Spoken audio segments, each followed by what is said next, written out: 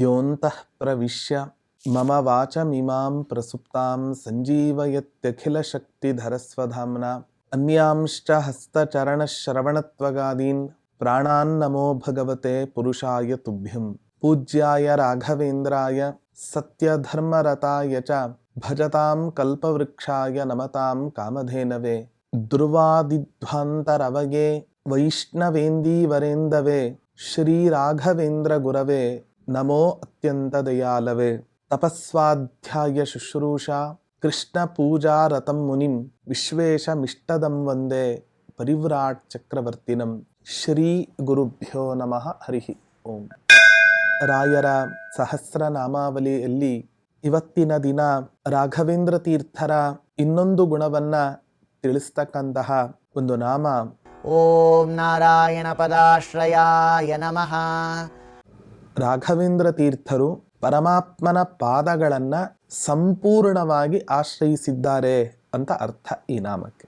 ಈ ಮೂಲಕ ನಮಗೆಲ್ಲರಿಗೂ ತಿಳಿಸಿಕೊಡ್ತಕ್ಕಂತಹ ಒಂದು ಸಂದೇಶ, ನಾನು ಇವತ್ತಿನ ದಿನ ಇಷ್ಟು ಉತ್ತಮವಾದ ಸಾಧನೆಯನ್ನಾಗಲಿ, ಇಂಥ ದೊಡ್ಡ ತಪಸ್ಸು ಇವತ್ತಿನ ದಿನ ನಮ್ಮ ಮೂಲಕ ನಡೆದಿದೆ ಅಂತಾದರೆ ಇದಕ್ಕೆ ಮುಖ್ಯ ಕಾರಣ ನಾನು ಪರಮಾತ್ಮನ ಪಾದವನ್ನು ಆಶ್ರಯಿಸಿರೋದೇ ಇದಕ್ಕೆ ಮುಖ್ಯ ಕಾರಣ ಅಂತ ಹೇಳ್ತಾ ಇದ್ದಾರೆ. ಪರಮಾತ್ಮನ ಪಾದವನ್ನು ಆಶ್ರಯಿಸಿದವರೆಲ್ಲರೂ ಕೂಡ ಇವತ್ತಿನ ದಿನ ಎಲ್ಲರೂ ಏಳಿಗೆಯನ್ನು ಕಂಡವರೇ. ಮಹಾಭಾರತದ ಇತಿಹಾಸವನ್ನು ನೋಡೋಣ, ರಾಮಾಯಣದ ಇತಿಹಾಸವನ್ನು ನೋಡೋಣ. ಹನುಮಂತ ದೇವರು ರಾಮನ ಪಾದವನ್ನು ಆಶ್ರಯಿಸಿದ್ದಕ್ಕೆ ಎಷ್ಟು ಏಳಿಗೆಯನ್ನು ಇವತ್ತಿನ ದಿನ ಕಂಡಿದ್ದಾರೆ. ಸುಗ್ರೀವ ರಾಮನ ಪಾದವನ್ನು ಆಶ್ರಯಿಸಿದ್ದಕ್ಕೆ ಕೊನೆಗೆ ಲಂಕಾಪಟ್ಟಣದ ಅಧಿಪತಿ ಆಗ್ತಕ್ಕಂತಹ ಯೋಗ ಅವನಿಗೆ ಬಂದು, ಮಹಾಭಾರತದಲ್ಲಿ ಪಾಂಡವರೆಲ್ಲರೂ ಕೂಡ ಕೃಷ್ಣ ಪರಮಾತ್ಮನ ಪಾದವನ್ನು ಆಶ್ರಯಿಸಿದರು, ಯುದ್ಧದಲ್ಲಿ ಜಯಶೀಲರಾಗಿ ಧರ್ಮದಿಂದ ಮುಂದೆ ರಾಜ್ಯವನ್ನಾಳಿದರು ಅನ್ನುವಂತಹ ಇತಿಹಾಸವನ್ನ ನಾವು ಕೇಳ್ತೇವೆ. ಹಾಗಾದ್ರೆ ಪರಮಾತ್ಮನ ಪಾದ ಯಾರ್ಯಾರು ಆಶ್ರಯಿಸಿದ್ದಾರೋ ಅವರಿಗೆ ಯಾವತ್ತೂ ಕೂಡ ಜೀವನದಲ್ಲಿ ಕೆಡಕಿಲ್ಲ ಅನ್ನೋದನ್ನ ನಾವು ಈ ಮೂಲಕ ಅರ್ಥ ಮಾಡಿಕೊಳ್ಳಬೇಕು. ಎಂಥ ಪಾವನ ಪಾದವೋ ರಂಗಯ್ಯ, ಎಂಥ ಪಾವನ ಪಾದವೋ ಅಂತ ದಾಸರಾಯರೂ ಕೂಡ ಕೊಂಡಾಡಿದ್ದಾರೆ. ಪರಮಾತ್ಮನ ಪಾದ ಎಂಥ ಪವಿತ್ರವಾದ ಪಾದ ಅಂತ ಹೇಳ್ತಾರೆ. ಗೌತಮರ ಶಾಪಕ್ಕೆ ಗುರಿಯಾಗಿ ಕಲ್ಲಾಗಿ ಬಿದ್ದಂತಹ ಮಹಾಪತಿವ್ರತೆಯನ್ನು ಇವತ್ತಿನ ದಿನ ಅವನ ಪಾದಸ್ಪರ್ಶದಿಂದ, ರಾಮ ತನ್ನ ಪಾದಸ್ಪರ್ಶದಿಂದ ಉದ್ಧಾರ ಮಾಡಿದಂತಹ ಪಾದ. ದುರ್ಯೋಧನನ ಅಹಂಕಾರವನ್ನು ಕಳೆದಿರತಕ್ಕಂತಹ ಪಾದ. ನಾವೆಲ್ಲ ಕೇಳ್ತೇವೆ ಮಹಾಭಾರತದ ಇತಿಹಾಸವನ್ನ. ಒಂದು ಸಲ ಸಭೆ ನಡೆದಿರತ್ತೆ, ಎಲ್ಲರೂ ಕೂಡ ಕುಳಿತಿರ್ತಾರೆ. ಭೀಷ್ಮರು, ದ್ರೋಣರೇ ಮೊದಲಾಗಿರತಕ್ಕಂಥ ಹಿರಿಯರು ಸೇರಿದಂತಹ ಒಂದು ದೊಡ್ಡ ಸಭೆ. ಆ ಸಭೆಗೆ ಕೃಷ್ಣ ಪರಮಾತ್ಮನು ಬರ್ತಾನೆ. ಎಲ್ಲರೂ ಎದ್ದು ಕೃಷ್ಣ ಪರಮಾತ್ಮನಿಗೆ ಗೌರವವನ್ನು ಕೊಟ್ಟರೂ ಕೂಡ, ರಾಜನಾದ ನಾನ್ಯಾಕೆ ಗೌರವವನ್ನು ಕೊಡ್ಲಿ ದನ ಕಾಯವನಿಗೆ ಅಂತ ಹೇಳಿ ದುರ್ಯೋಧನ ಸಿಂಹಾಸನದಲ್ಲಿ ಸುಮ್ಮನೆ ಕುಳಿತಿರ್ತಾನೆ. ಆ ಸಂದರ್ಭದಲ್ಲಿ ಕೃಷ್ಣನ ಒಂದು ವ್ಯಕ್ತಿತ್ವ ಎಂತಹದ್ದು ಅಂದ್ರೆ, ಯಾರು ತನಕ್ ಶರಣಾಗ್ತಾರೋ ಅವ್ರಿಗೆ ತಾನು ಸಂಪೂರ್ಣ ಶರಣಾಗತನಾಗ್ತಾನೆ ಅಂತ ಅರ್ಥ. ಯಾರು ತನಕ್ ಶರಣಾಗತರಾಗೋದಿಲ್ವೋ ಅವರನ್ನ ಬಲಾತ್ಕಾರವಾಗಿ ಆದರೂ ಕೂಡ ತನ್ನ ಹತ್ತಿರ ಶರಣಾಗತರಾಗುವಂತೆ ಇವತ್ತಿನ ದಿನ ಮಾಡಿಕೊಳ್ತಾನೆ. ಇದು ಕೃಷ್ಣ ಪರಮಾತ್ಮನ ಒಂದು ಅದ್ಭುತವಾದ ವ್ಯಕ್ತಿತ್ವ. ಇದು ಪರಮಾತ್ಮನಿಗೂ ಕೃಷ್ಣ ಪರಮಾತ್ಮನಿಗೂ ಈ ದುರ್ಯೋಧನನಿಗೂ ಸುಮಾರು 100-200 ಮೀಟರ್ ಅಂತರ ಇದೆ. ನೇರವಾಗಿ ಕುಳಿತುಕೊಂಡಿದ್ದಾನೆ. ಯಾವ ಜಾಗದಲ್ಲಿ ದುರ್ಯೋಧನ ನಿಂತಿದ್ದಾನೋ ಆ ಜಾಗದಲ್ಲಿ ಸ್ವಲ್ಪ ಭೂಮಿಯನ್ನ ಜೋರಾಗಿ ಅದುಮಿದ. ಯಾವ ಸಿಂಹಾಸನದಲ್ಲಿ ಕುಳಿತ ದುರ್ಯೋಧನ ಕುರ್ಚಿ ಸಮೇತವಾಗಿ ಹಾರಿಕೊಂಡು ಬಂದು ಕೃಷ್ಣ ಪರಮಾತ್ಮನ ಪಾದಕ್ಕೆ ಬಿದ್ದ ಅಂತ ಕಥೆಯನ್ನು ಕೇಳುತ್ತೆ. ಹೀಗೆ ಎಲ್ಲರ ಮುಂದೆ ಅಹಂಕಾರವನ್ನು ಕಳೆದಿರತಕ್ಕಂತಹ ಪಾದ ಪರಮಾತ್ಮನ ಪಾದ.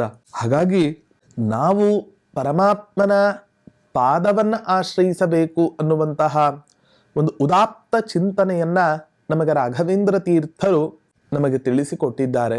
ಒಂದು ಬಾರಿ ರಾಯರ ಹತ್ತಿರ ಬಂದು ಒಬ್ಬ ಭಕ್ತ ಕೇಳ್ತಾನಂತೆ, ತಾವು ಜೀವನದಲ್ಲಿ ಇಷ್ಟೆಲ್ಲ ಉತ್ತಮವಾದ ಸಾಧನೆಯನ್ನು ಮಾಡಲಿಕ್ಕೆ ಏನ ಕಾರಣ ಅಂತ ಹೇಳಿದಾಗ ರಾಘವೇಂದ್ರ ತೀರ್ಥರು ಹೇಳ್ತಾರೆ, ರಾಮನ ಪಾದಗಳನ್ನು ತೋರಿಸ್ತಾರಂತೆ. ನಾನು ರಾಮಚಂದ್ರನ ಪಾದಗಳನ್ನ ಆಶ್ರಯಿಸಿರೋ ಕಾರಣದಿಂದಲೇ ಇವತ್ತಿನ ದಿನ ಇಷ್ಟು ಉನ್ನತಿಯನ್ನು ನಾನು ನನ್ನ ಜೀವನದಲ್ಲಿ ನಾನು ಹೊಂದಿದ್ದೇನೆ. ಹಾಗಾಗಿ ನೀವು ಕೂಡ ಜೀವನದಲ್ಲಿ ಉನ್ನತಿಯನ್ನ ಹೊಂದಬೇಕು ಅಂತಾದರೆ ಪರಮಾತ್ಮನ ಪಾದಗಳನ್ನು ಆಶ್ರಯಿಸಿ. ಭಗವಂತನ ಪಾದ ಧ್ವಜ ವಜ್ರಾಂಕುಶ ಚಿಹ್ನೆಗಳಿಂದ ಅಲಂಕೃತವಾಗಿರತಕ್ಕಂತಹ ಪಾದ. ರಾಘವೇಂದ್ರ ವಿಜಯದಲ್ಲಿ ನಾರಾಯಣಾಚಾರ್ಯರು ವರ್ಣನೆಯನ್ನು ಮಾಡ್ತಾರೆ. ಪರಮಾತ್ಮನ ಪಾದಗಳೇ ಹೇಗಿದೆ? ನಮ್ಮ ಪಾದಗಳಿಗೂ ಪರಮಾತ್ಮನ ಪಾದಗಳಿಗೂ ಅಜಗಜಾಂತರ ವ್ಯತ್ಯಾಸ ಇದೆ.